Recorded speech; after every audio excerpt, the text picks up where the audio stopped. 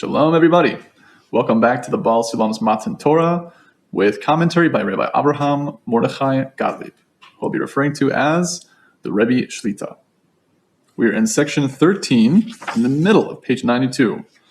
This section is talking about how both mitzvah between a person and God, as well as interpersonal mitzvot being between man and man, have the same aim, to bring us to a state of cleaving to God.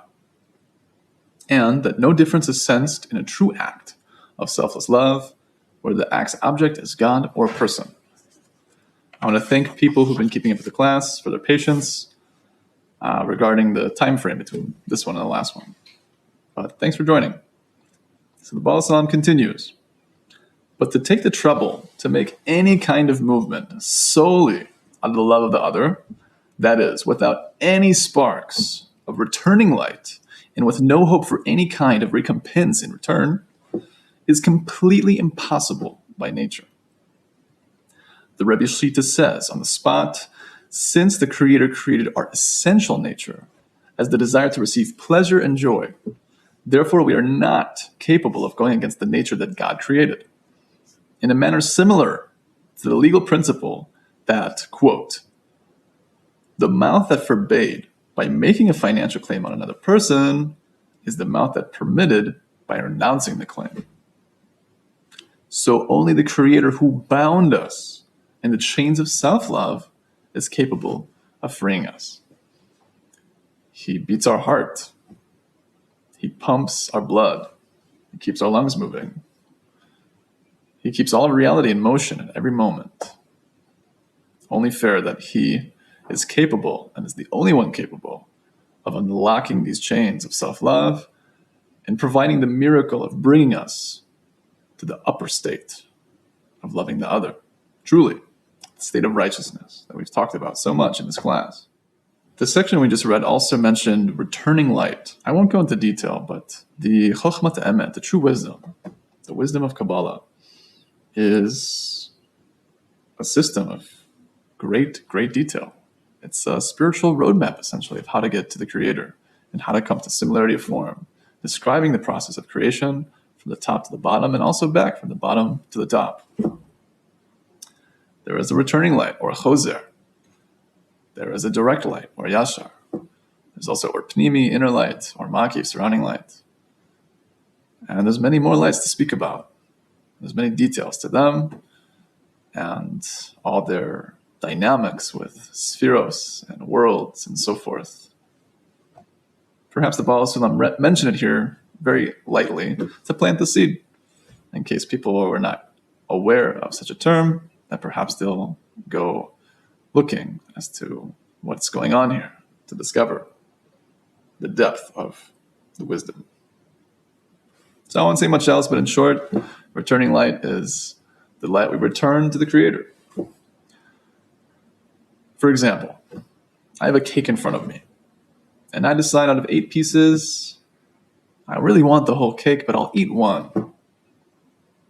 The cake that I consume is now or pnimi, it's inner light. It's been integrated. I'm experiencing it, I'm tasting it, so on and so forth. The other 7 pieces, I have deflected, so to speak. Instead of receiving that pleasure, I'm giving it back to the Creator, in a sense. And truly, we are taught that that does give Him nachar ruach, for His children to employ self-discipline for the sake of building themselves and rising above their ego and loving the other. Meaning receiving minimally for what one needs, but focusing on giving to the other. That's returning the light back to Him. And surely, it will still eventually come back to us, as that's our inheritance, to receive the great lights. Hopefully in order to refine us, that we can come to the state of giving, which hopefully in itself will be the end goal. Of course, there's the purpose of creation that we've spoken about, which is receiving in order to give. But in the meantime, while we're in this body, on this earth, the tikkun of creation, the correction, is to give in order to give. Yashar Kel, straight to God, Yisrael. The Baal HaSulam continues. Regarding such, it is written in the Tukuni Zohar, 22a, 73b, about the nations of the world. Quote, every act of kindness that they do, they do for themselves. This means that all kindness they show, either toward their friends or in the worship of their gods, is not because of their love for the other, but because of their self-love. And that is because love for the other is completely contrary to nature, as has been explained. The Rebbe Shlita says here, the expression, the nations of the world, is not used here in its simple meaning, referring to the billions of people scattered around the globe. Rather, any person without faith is considered in the category of the nations of the world. And naturally, whatever kindness this person does is actually done for his or her own self-benefit or self-interest. The commentator adds here to check out the essay in the back, Nations of the World. There's many essays in the back, I think 10 if I'm not mistaken. Beautiful essays written by the Rebbe Shlita, short and sweet.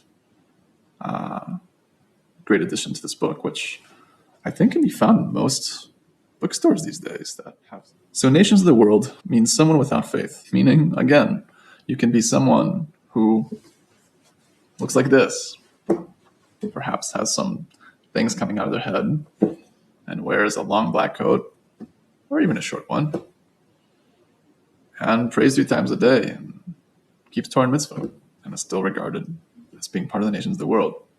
Such a person, practically speaking, can still be someone considered as being lacking faith. As we understand emunah, faith, to be the notion that his desire is to give goodness to creation. It is unchanging. It's the constant of all of reality. So even when it doesn't seem as much, or the more so it doesn't feel like that is the case, that is when we can employ said emunah and say to ourselves and try to believe to ourselves, above our knowledge, above our reasoning, not only is this for the best, it is the best. Now, I just want to note that if one was to read this Tikkuni Zohar at the surface level, then they would think that we are saying very negative things about non-Jews. Clearly. I even heard from someone in my time in yeshiva, which is a Talmudic institute or rabbinic college. We brought up the notion of Kabbalah and the Zohar, and he mentioned to me that the Zohar says something about non-Jews being pigs. How could it say such a thing? This is our tradition. The Baal HaSulam says not a single word in the Holy Zohar is of materiality. Every single word, even the word the and, depending on the context, is spiritual in nature. All of it is rooted in upper consciousness. Naturally, someone reading at the surface level, let alone someone who's coming into the learning without any intention to refine oneself, is going to interpret it at such a level, such an understanding. Pig in Hebrew is chazir, related to the word as it has the same root as chazar. Chazara is review or to return, meaning a relative reincarnation. If I was to be reincarnated as a pig, so to speak, that means I would return to that which I have already deemed as being filth relative to my personal growth. For example, let's say I took it upon myself to not eat pig, or just to eat kosher in general, which opens up all the gateways and all the channels to receive the light of the Creator, without keeping such a basic tenet of Judaism. One is spiritually providing themselves blocks and is not able to receive the light in order to refine themselves. One of the foundations, along with Shabbos and purity laws.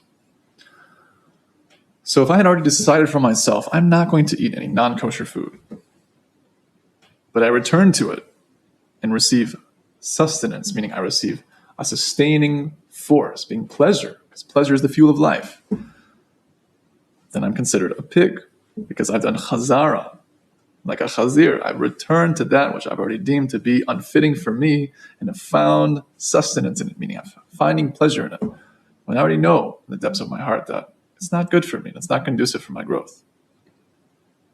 Relative to our understanding here, that the nations of the world are inner aspects of ourselves. We have that inner point of our heart, which is the Yehudi, the Jew, Yashar Kel, Israel, and the 70 nations, which is a plethora of aspects of our will to receive for ourselves alone. So for the nations of the world to be pigs means that our desires to receive for ourselves alone are inclined to return again and again to things that we've already deemed to be improper for us. So it takes greater levels of refinement and discipline to continuously fight the desires that grow within us. I think that's a more practical, deep, and sweet understanding and interpretation relative to non-Jews or pigs. God forbid.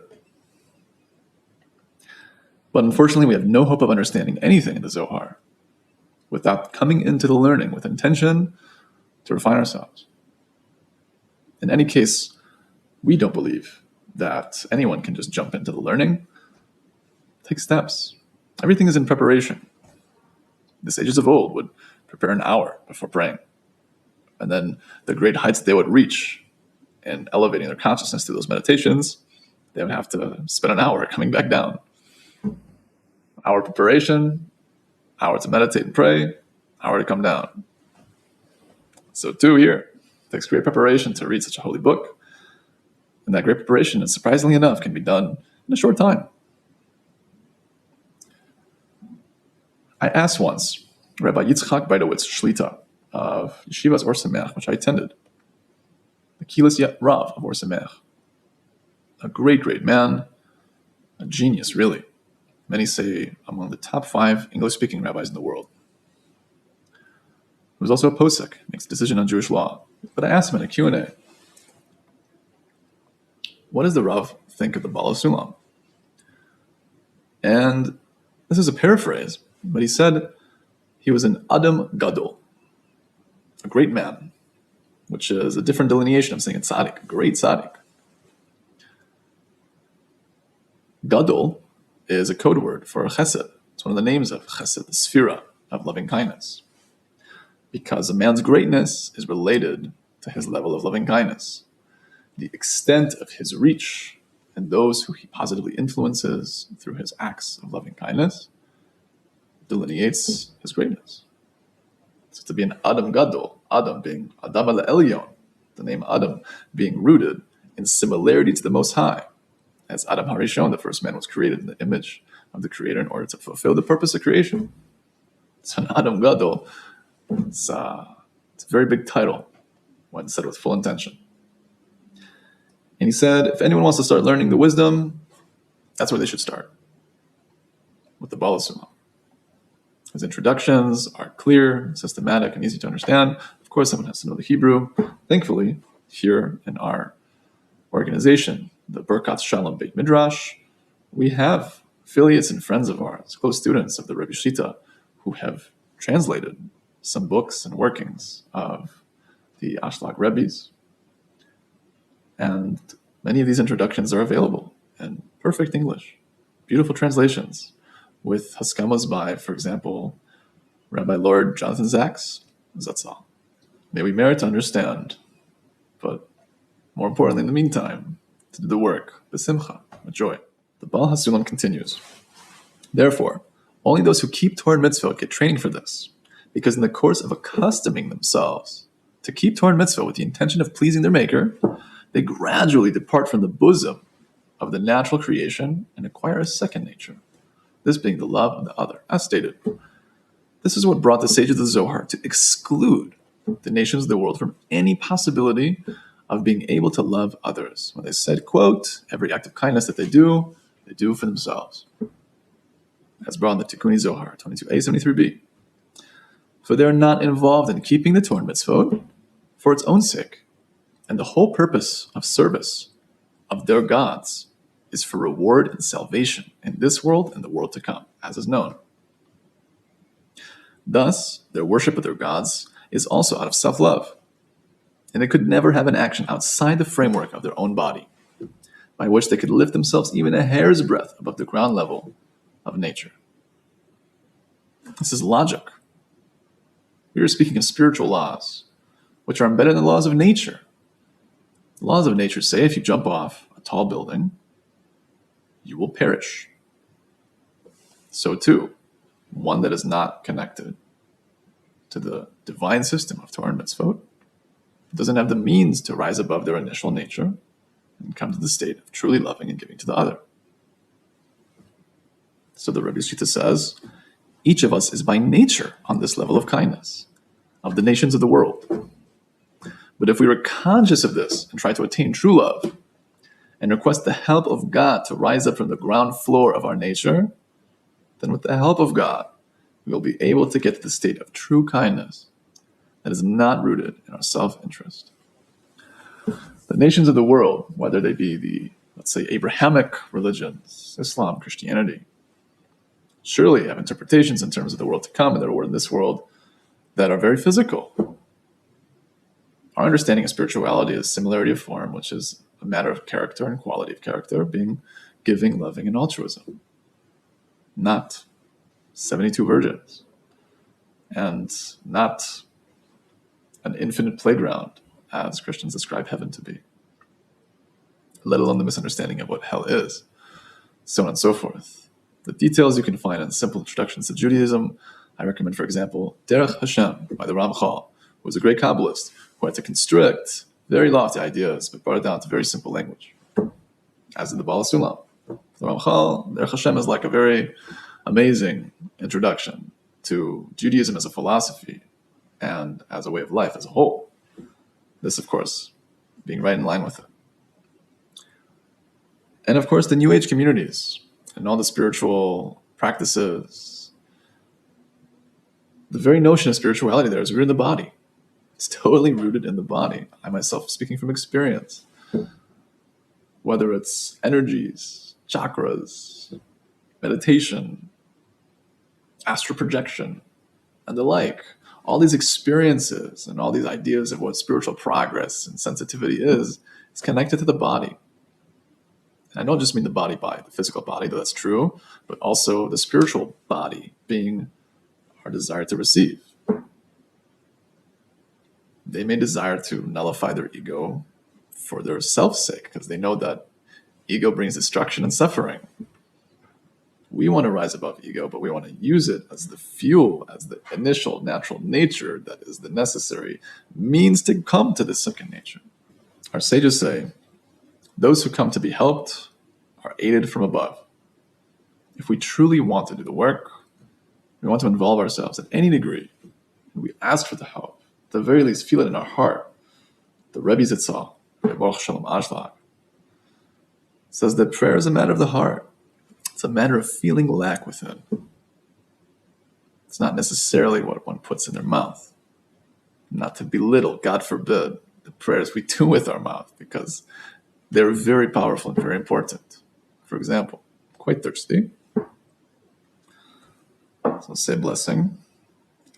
Baruch atah Adonai Eloheinu melech ha'olam shehakol hiyeh b'dvaroi.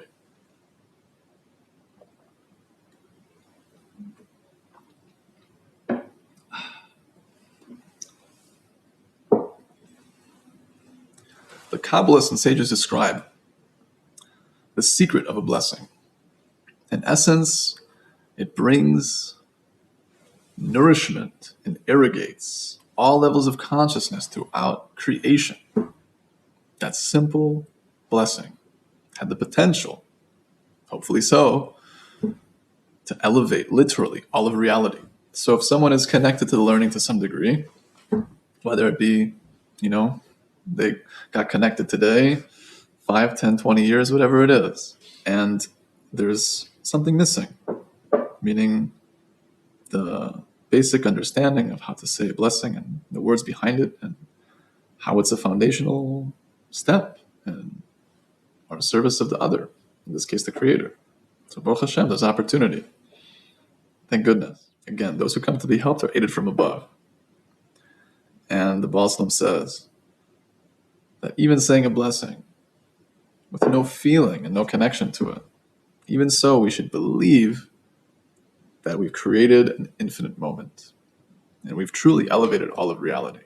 And that in itself, the belief that we've done so, even if we don't feel that reality, is creating that reality. So may we all merit to bring blessing not only into our lives, but to the whole world. It's true, as we're learning here, that loving the other and doing acts of loving kindness are arguably the most important of the mitzvot. But to truly receive the light of refinement from those mitzvot also has to include the basics. Rabbi Nachman of Breslov has a lot of literature on the beauty of simplicity, whether it be simple faith, simple service, simple intention.